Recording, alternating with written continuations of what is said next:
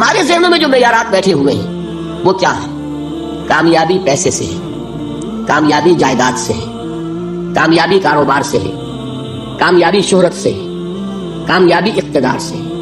یہ معیارات ہیں. جو جتنا دولت مند اتنا کامیاب، جو جتنا مشہور اتنا کامیاب، جو جتنا پاپولر اتنا کامیاب، جو حکومت پر پہنچ گیا کامیاب، جس نے بڑا کاروبار جما لیا کامیاب، جس نے بہت جائیداد بنا لی کامیاب. یہی ہے اصل میں ساری بس کی گانٹھ.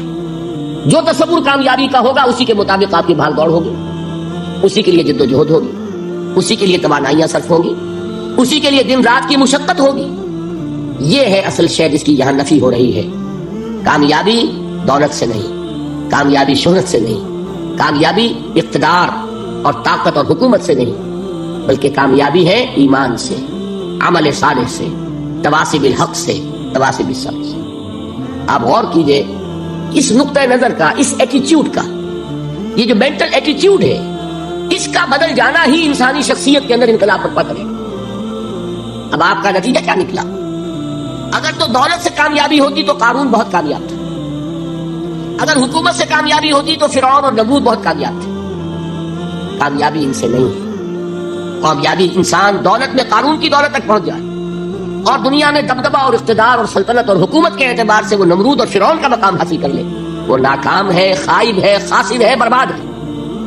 اور ابو ذر غفاری کامیاب ہے، چاہے ان کے پاس کچھ نہیں تھا، جھونپڑی تک نہیں تھی، کوئی گھر نہیں تھا. حضور نے فرمایا ہے اللہ کے کچھ بندے ایسے ہوتے ہیں جو کسی محفل میں جانا چاہیں تو انہیں اجازت نہ ملے، جو کہیں اگر رشتہ کرنا چاہے کوئی ان سے رشتہ کرنے کو تیار نہیں، کہیں کوئی سفارش کرنا چاہے تو ان کی کوئی بات ہی نہ سنے.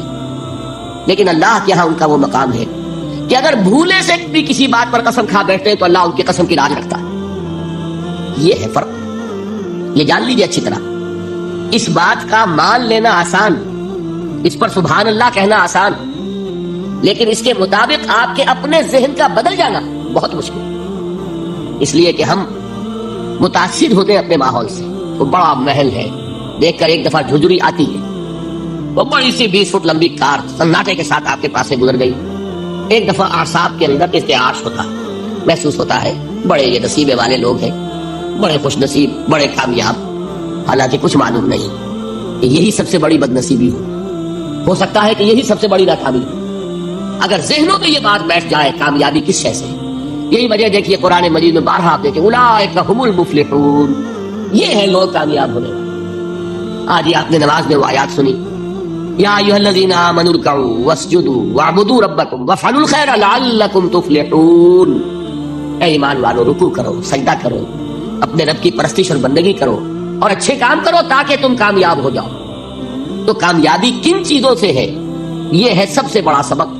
یہ ہمارے دل میں اگر بات بیٹھ جائے، ٹھک جائے، تو زندگی بدل جائے گی. صبح و شام بدل جائیں گے، نقشے بدل جائیں گے،